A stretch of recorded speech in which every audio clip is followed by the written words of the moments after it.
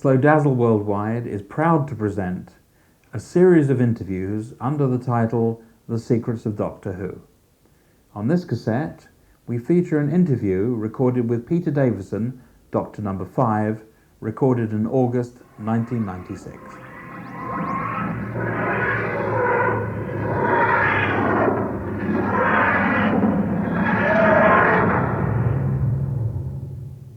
Here we are at the Apollo Theatre in Shaftesbury Avenue, where Peter Davidson is due to go on in Dial M for Murder. Any minute. Any minute. But before you do that, let's talk about Doctor Who. Right. How did you get the part? Well, I suppose it dates back to when I was doing All Creatures Great and Small, and the production unit manager on that was John Nathan Turner. And he left, I think after the first series of All Creatures, to become the producer of Doctor Who. And that was it as far as I was concerned. You know, I hadn't spoken to him for some time. I think I'd seen him around the BBC. And he just rang me up out of the blue one day in 1980 or 81. It's going to be good, isn't it? And said, told me that Tom Baker was leaving the series, which no one knew at that time, and I didn't really understand at first why he was telling me this. And then said, how would you feel about being the next Doctor? And there was this huge gap on the phone, pause on the phone, and he said, well, let me take you out to lunch and we'll talk about it. So we did that the following week, and after a lot of humming and hawing, because it did seem an extraordinary move. I mean, it was great to be offered the part, but it was actually an enormous sort of leap as far as Doctor Who was concerned, I felt, a series which I had watched since it started. That it took a little bit of persuading that it was the right thing for me to do, but eventually I was persuaded, not least because I couldn't bear the thought that I had been offered it, had turned it down, and then was unable to say to everyone, I was offered that. So I took it. Were you the first choice? I think I was the first choice, yes, as far as I know, yes. And how did you feel taking over from Tom, who was, I suppose, the Ken Barlow of Doctor Who, wasn't he? Well, it was a bit awe-inspiring simply because of the length of time that he'd done it for. Oddly enough, not because of Tom himself, simply because I was doing other things. I hadn't really watched very many of his stories. My doctors really were William Hartnell and Patrick Troughton. Sure. And I kind of sort of tailed off a bit. But I knew that he'd become very definitely Doctor Who. Mm-hmm. So it's a bit of a worry to suddenly be faced with the idea of taking over from him and trying to convince people who may be younger people who hadn't actually ever seen another Doctor that I was, the new Doctor. Did you have an immediate response from the fans? Oh, it was terrific. The response was terrific. I mean, it was extraordinary, and this was before I appeared, which is probably just as well. But no, it was great acceptance. I think that's the great thing about Doctor Who fans is that they do tend to accept every twist and turn that the series takes. Now, you were quite young, weren't you? You were 30? I think I was 29 when I was offered it. Because a lot of people are saying that actually Paul McGann is the youngest actor, but he's actually 36, 37. Right, yes. So you were very young taking I was, part. much younger, yes. Yeah. So the first day of filming happens. How did you feel there? Presumably you were there with Tom, presumably, weren't you? I was there, the very first day, yes, which is where actually I did the transformation. That was an extraordinary evening because I arrived about 6 o'clock and we were due to do the change into me at about 7:30 or something. But of course, because of, as I was to learn later, everything in Doctor Who is done at the last minute and against enormous pressures of time. We actually got round to doing it about 9:45 in the evening, and at that time you had to stop dead on 10 o'clock. There was no question about going over. And there's been this character called, I kept calling him the Lurker, but he's not the Lurker. But there was this character sort of dressed in white that was eventually... Yes, the Watcher. The Watcher. It was the Watcher, yeah. Jokingly called the Lurker. But so he was all in white. So my first appearance, as I changed from Tom I'd go through this process of going into this white makeup. So they covered me in white makeup, first of all. And we got that shot done at about, I don't know, 10 minutes to 10. They then had to take me out of that, take me into makeup, take all this white makeup off, wash my hair, remake me up and get me out there just in time to do the actual thing where I had to wake up and sit up as the new doctor, which was done with about 15 seconds to spare, I think. And my surprised look on my face is more to do with the astonishment we actually managed to get it in than the acting involved. When you, in your first season as Doctor Who, how did you feel at the end of that first season? By the end of this first season, not too bad, I think. I'd started off with a kind of blank sheet of paper, as you always do with Doctor Who. We didn't do this first stories in order. We did 4 to Doomsday first, and then went back to Castrovalva. Because your hair changed length. It changed length, yeah, enormously, because I'd just come out of something else. So we sort of did it the wrong way around, which is good as far as, trying to find the character was concerned, I think. And the stories in the first season were okay. I mean, they've mostly been commissioned as Tom stories. But nevertheless... Really? So it must have been a very late decision for him to bow Well, out. no, because they commissioned them very early on. I mean, Castrovalva was done quite late on, but I think Force, Doomsday and several others have actually been first commissioned. The assumption being, that they were going to be Tom Baker stories. They were maybe then slightly rewritten as far as for me, but I think they were at that point, commissioning quite far ahead. Yes, they weren't too bad. The first season wasn't too bad, I think. I was quite pleased to have got through to the end of it, really. It seemed like a long haul. Did you, at the end of your first season, did you feel, right, I'm the Doctor now? Or did you still have the shadow of Tom Baker? You have the shadow of all the Doctors. I think I more had the shadow of, as I say, my Doctors were William Hartnell, Patrick Troughton. I mean, I felt that they were the people who for me were the Doctors. But I appreciated that, well, certainly as far as America was concerned, by that time I'd done my first Doctor Who convention in America, they really only knew Tom Baker in the series. But they did know me because of All Creatures Great and Small, which was quite good. No, I don't think I ever felt... I felt neither one or the other, actually. I don't know that I felt quite that I was the Doctor, exactly. But I didn't really feel under the shadow of Tom. Right. I mean, it was more sort of that I was still, trying to establish myself just on my own. I didn't feel that I was intimidated by anybody else. During, correct me if I'm wrong here, but during your second season, with Earthshock, which was a cracking story, one of the characters gets killed, the main character, Adric, gets killed, which was kind of unusual. Was, yes. I read somewhere that he wasn't very happy about that. No, I don't think he was. How did you feel about that? I thought it was a good idea. I mean, he was going to leave the series for a start. I mean, that was established. I mean, John had decided that there were too many people floating around the TARDIS, and that sort of Matthew was going to leave. And I thought it was a good way to go out, because I think it just established the possibility that such a terrible thing could happen. Which I think is good for the drama of the series. Otherwise, you do get into this endless thing of every story ends with the cliffhanger: is the Doctor or one of the companions going to die? And of course, they don't. So I think that kind of thing, and it was a point where one could be touching and poignant and just make it a good dramatic story. Did you feel that you were overladen with companions? A bit, yes, a bit. I mean, it was a rather strange situation because I was a younger Doctor. I was kind of given this instruction that I wasn't really allowed to put my arm around the female companions, but was allowed to put my arm around the male companions. So I was allowed to sort of hug Adric and things like that, but not, Nyssa or Tegan. Just a little strange. I quite liked, I quite liked that ensemble part of it, to tell you the truth, particularly.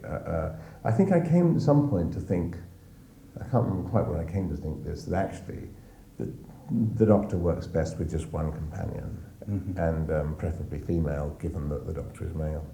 Do you have a favourite story? My favourite story, for a long time, it was Earthshock, which I did think was an excellent story. Even Beryl Reid as the captain, you'd think it was an immediate turn off as an idea, but she was great. Yes, she was very good, yes, and it was a great story. But then later, I think overall my favourite story is Caves of Androzani, which is the last one. Which I think is one of the best Doctor Who stories of all time. Yeah, it was terrific. It was marvellous. You know, it was a great one to go out on, really. Were you sorry about that? I mean, what a great one to go out on. Were you sorry to leave? No, I think I felt that I'd been quite brave to leave, actually, because, you know, as the incumbent Doctor Who, you can go on, you know. John said, "Do you want to go on?" And it was just something about the fact that I'd done 3 series of it, and my life up to that point had tended to go in 3 series of everything that I'd done. I'd done 3 series of All Creatures, 3 series of Sink or Swim, 3 series of Holding the Fort, the comedy series I was doing. And I just felt that this was the right thing to do, you know, that if I'd carried on, I might then find myself having been in it for 7 years. And because I was quite young at the time, I also saw, you know, my contemporaries coming in to rehearse parts in other things, going off and then coming back again to play parts in other things. I just felt I was slightly missing out on you know, and when I said William Hartnell, Patrick Troughton done 3 years each, I just felt it was the right thing to do. I mean, I didn't feel sorry. No, it was great to go out in a great episode. If you mean, because it was a great story, did I then think, oh God, I should have carried on? That's right, because I also felt watching the show that by the time you reached your 3rd season, you really got under the skin of the Doctor you were playing. And a lot of those, particularly with, and I've just forgotten the name of the story, but it was the one with those very funny monsters, the Tractators. Oh yes.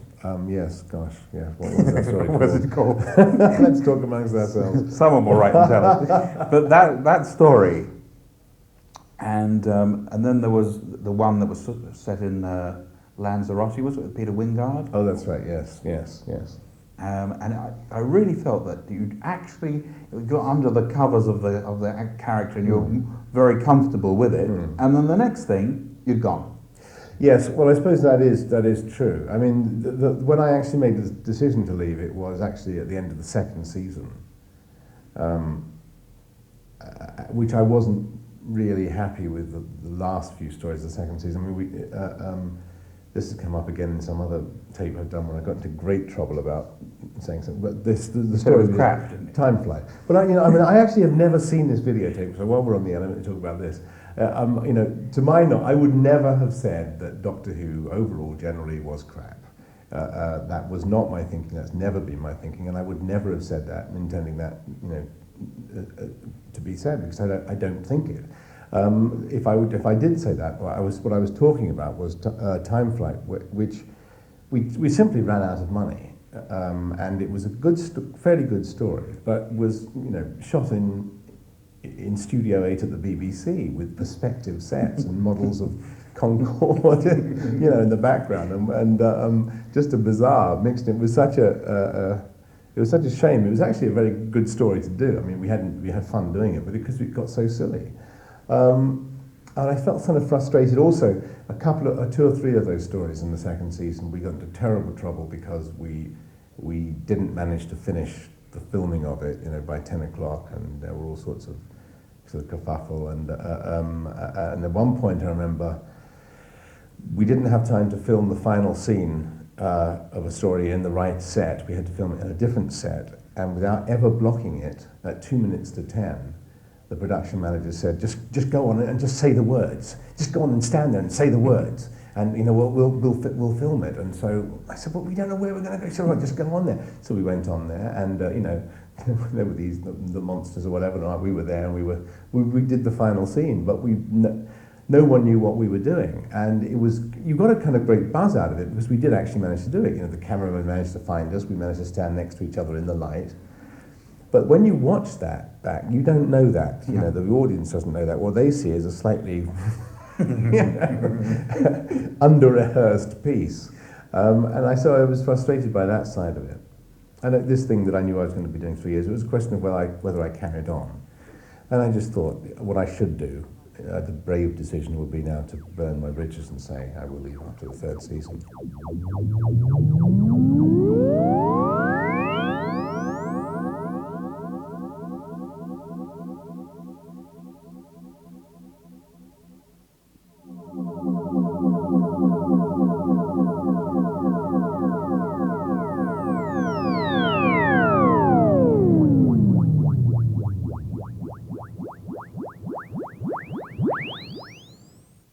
In retrospect, would you like to have gone on for a 4th?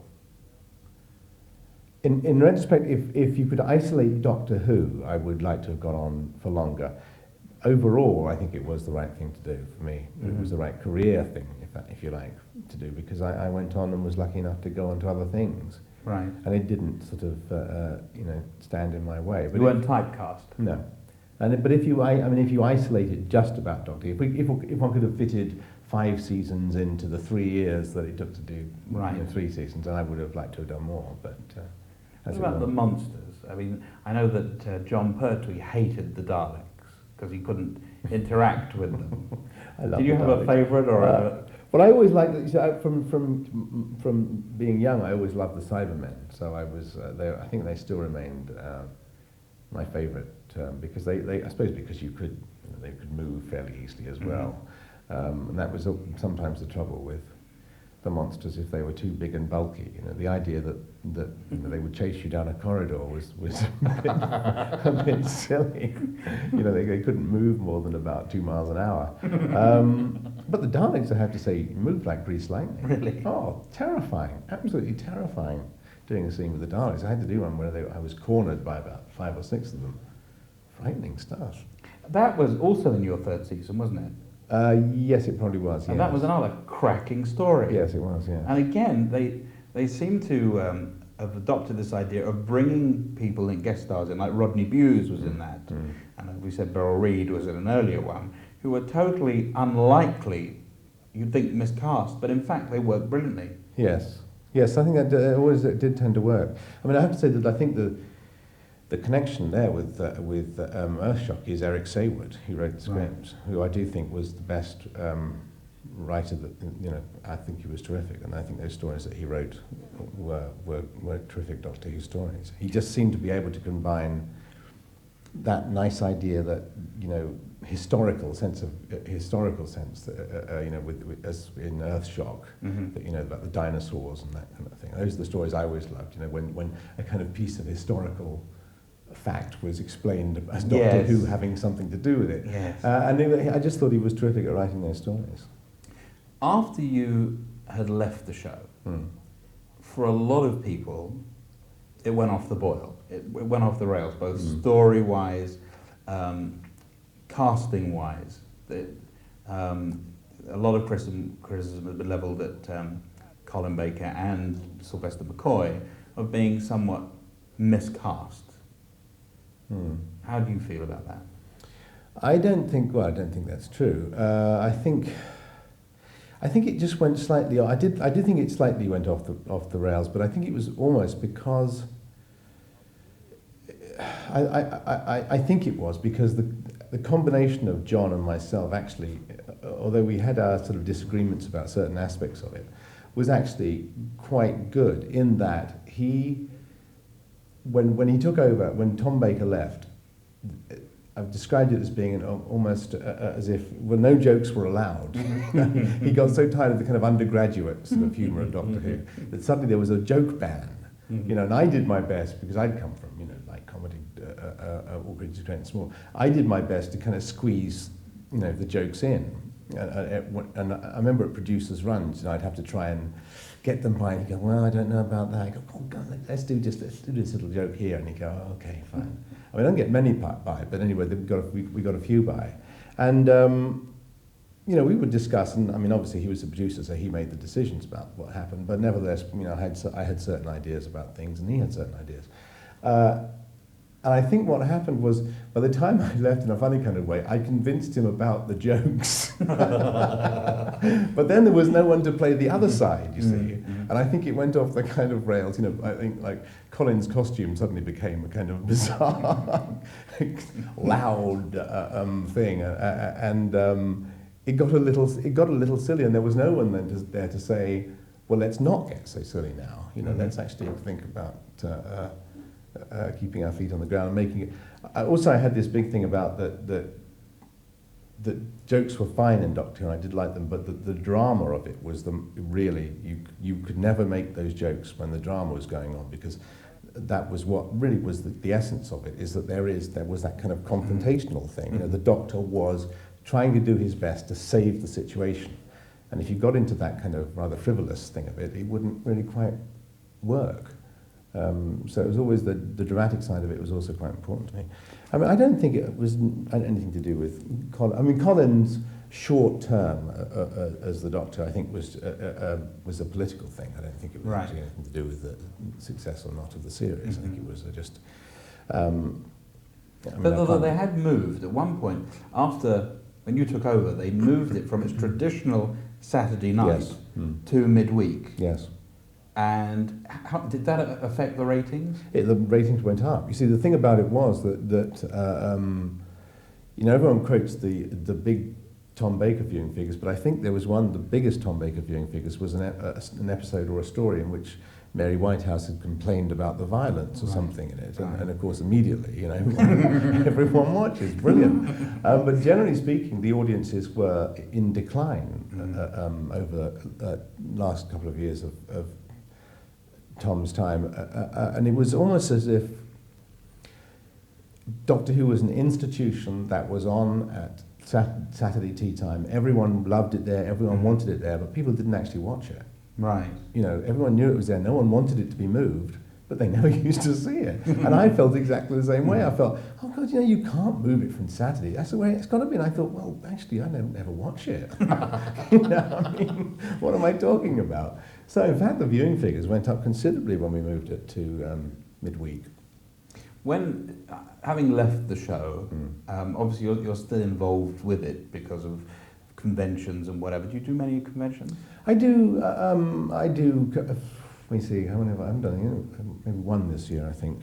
I do a few, and the only reason I don't do them is not to distance myself at all. It's simply that they're actually hard work. You know, if you do an American convention, you have to smile for 3 days. I mean, it's tough. You get back to your hotel room at night and your face is like, yeah. And the conventions over here are fine, but it's just that usually, you know, on the only day that one has off, and you have to sort of, you know, go up to wherever it is, Leeds or whatever, to do it. But I do try and do a couple. Do they separate Peter Davison, the actor, from Doctor Who, or do they think you should know what? Oh, in America when I went over, they were asking me questions about you know, Patrick Troughton's time. What is this about? And I said I won my one fatal flip remark, and when I made my first trip to America, I think they said, how are you going to approach your role as the Doctor? And I said, I'm going to open the envelope with the script inside and read it. That'll be it, you know, I'll say the words. And of course they didn't really like that at first. They kind of thought that was a little bit kind of, well, you know, it should be more kind of deep thinking about the role of the Doctor. Did you see the recent film? I did see it, yes. And what did you think of that? Well, I was, I actually had a very open mind about it. I would have loved to have liked it. I didn't actually like it, but, and inevitably I think because it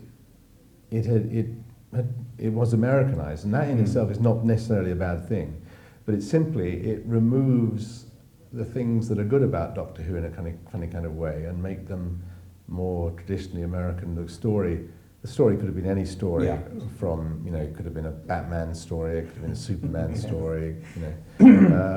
It was well done and very effectively done, and you know, I've no objection to it as a series, but it seems to me that it wasn't really Doctor Who. It didn't have that kind of essence of Doctor Who. He was terrific, I thought. Paul. Yeah, he was great. Yeah, so he's a great actor, isn't he? Oh yes. But the bit I think I missed about it really was the thing to do with the almost like the storylines in Doctor Who were quite complex and quite Yes. and had a sort of certain nice rambling quality to them in a way. You know what I mean?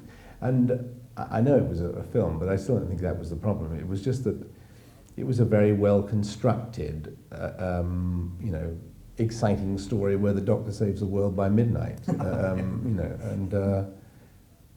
And as I say, as such, there's nothing wrong with that. It just didn't seem to me to be, the Doctor. They seem to somehow have lost an essence of Doctor Who. And an American master. Yes.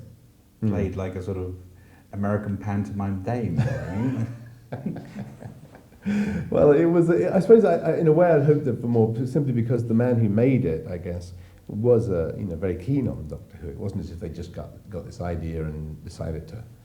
So I was surprised that it didn't have more of, If they came to you tomorrow and said, "Look, we're going to make a new series. We'd like you to come back." No, I wouldn't. If they came to me in 40. If they came to me in about 20 years' time, I would do it, yes. Because then I could just do it till I dropped. Because it would be a great sort of a thing to do late on in your career, in your sort of William Hartnell time. Yeah, it would be terrific. Well, let's live in hope. Peter Davidson, thank you very much indeed. Yeah.